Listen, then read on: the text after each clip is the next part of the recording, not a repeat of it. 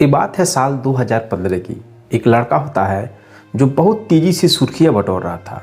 Instagram, social media, Facebook, paper के माध्यम से वो बहुत तेज़ी से वायरल हो रहा था, जिसका नाम है नूर हसन, जो यूपी के जिला पीलीभीत का एक गांव हर रायपुर का रहने वाला होता है।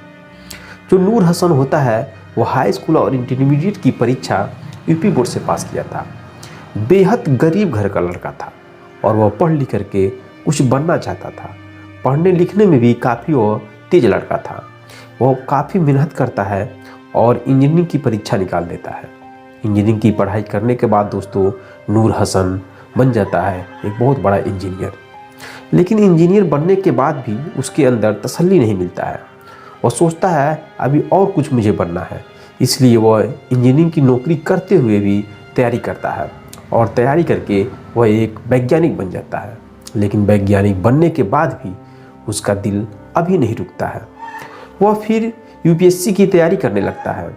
दोस्तों यूपीएससी की तैयारी करता है बिना कोचिंग के और पहली बार में उसका सिलेक्शन नहीं हो पाता है, नहीं निकल पाता है।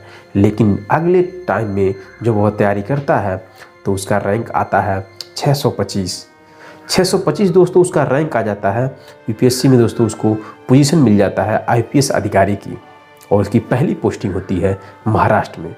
तो यह रही नूर हसन की कामयाबी की कहानी। लेकिन दोस्तों नूर हसन की एक कहानी और स्टार्ट होती है।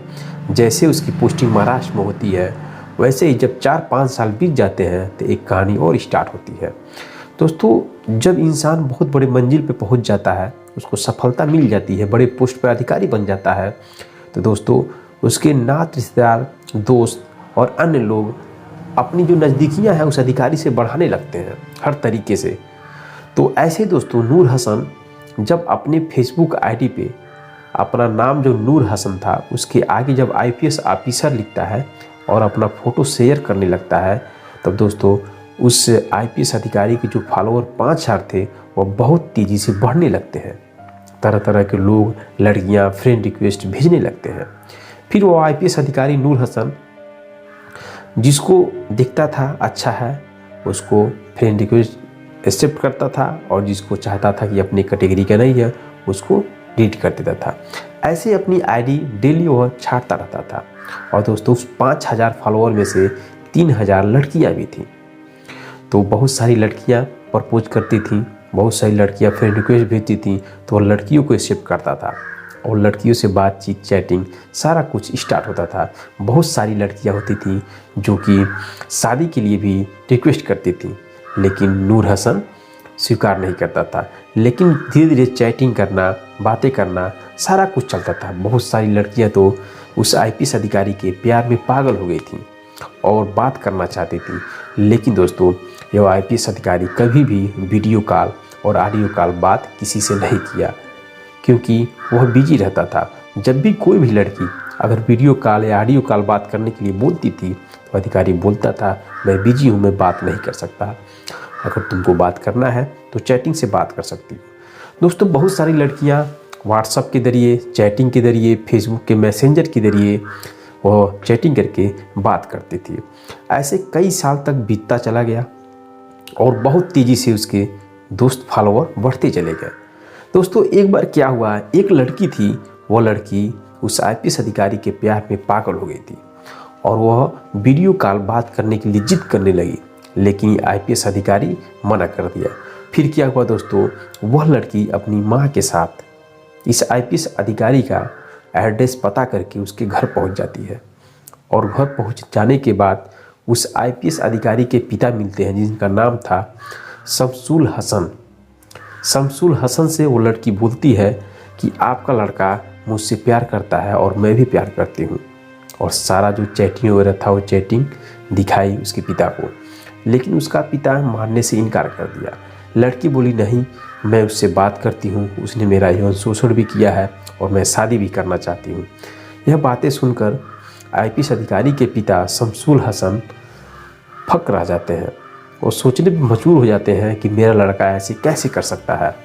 इसके बाद जब वह बात नहीं बनती है तो दोस्तों वह लड़की और औरत पहुँच जाते हैं थाने पे पहुँच जाते हैं।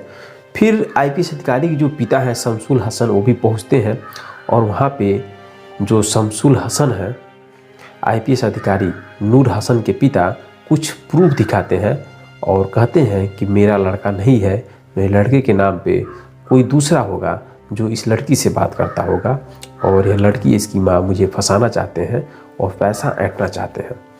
दोस्तों, जब यह बात आती है तो उस पुलिस विभाग में हड़कंप मच जाते हैं। कैसे एक आईपीएस अधिकारी ऐसी बातें कर सकता है और उसके ऊपर इतना बड़ा कैसे इल्ज़ाम लग सकता है। लड़की बोली, सर वह मेरे साथ यौन शोषण भी किया है। तो दोस्तों, पुलिस विभाग जांच करना स्टार्ट कर देती है और जिस थाने में यह रिपोर्ट गया होता है दोस्तों, वह उत्तर प्रदेश जिला बरेली का इज्जत नगर थाना होता है। वहाँ पे सब बातें चल रही थी। फिर क्या होता है दोस्तों, यह आईटी सेल को सौंपा जाता है, क्योंकि एक बहुत बड़े लेवल के अधिकारी की बात थी, आईपीएस अधिकारी की बात थी। तो आईटी सेल को यह मैटर सौंपा जाता है। आईटी सेल अपने तरीके से जब छानबीन करती है दोस्तों, तो एक नाम निकल कर आता है, जो नाम होता है जावेद। जावेद नाम का एक व्यक्ति सामने निकल कर आता है और वह व्यक्ति दिल्ली में रहता था, ई रिक्शा चलाता था। तो दोस्तों, जो बरेली पुलिस है वो पहुंचती है दिल्ली और दिल्ली जाने के बाद जावेद को गिरफ्तार करती है। जब जावेद से पूछताछ चालू होता है तो दोस्तों कहानी कुछ और ही होता है। जावेद बोलता है कि सर, मेरे पास 5000 दोस्त थे, 5000 फॉलोअर थे, कोई मुझसे बात नहीं करता था, इसलिए मैंने सोचा कि एक आईपीएस अधिकारी नूर हसन का फ़ोटो लगाएं और उसका नाम चेंज कर दिए और आगे आईपीएस नूर हसन लिख करके फ़ोटो शेयर करने लगे और हमारे दोस्त तेज़ी से बढ़ने लगे। दोस्तों, जावेद की जो पत्नी है, पत्नी से पूछताछ किया गया तो पत्नी ने कहा कि साहब, आज तक मैं 5 मोबाइल तोड़ दी हूँ। जब देखे तब देखते थे कि मेरा पति जावेद हमेशा लड़कियों से चैटिंग बात करता रहता था। दोस्तों, सच्चाई निकल कर सामने आई, तब यह जावेद पकड़ा गया। तो दोस्तों, जब आदमी बहुत आगे बढ़ जाता है तो उसके पीछे कुछ लोग ऐसे होते हैं जो उसके नाम पे धोखाधड़ी और अपना इमेज और चैटिंग करने लगते हैं हर एक तरीके से। तो दोस्तों, ये कहानी सुनाने का मतलब सिर्फ यही है कि आप जिस भी पोस्ट पर रहें, जहाँ भी रहें, जिस भी माहौल में रहें, आप जागरूक और सतर्क रहें। मेरा यह कहानी बताने का मतलब किसी के दिल को चोट पहुँचाना नहीं है। तो दोस्तों, अगर आपको यह घटना, यह कहानी अच्छा लगा तो चैनल को सब्सक्राइब करें और कमेंट बॉक्स में ज़रूर कमेंट करें। जय हिंद, जय भारत।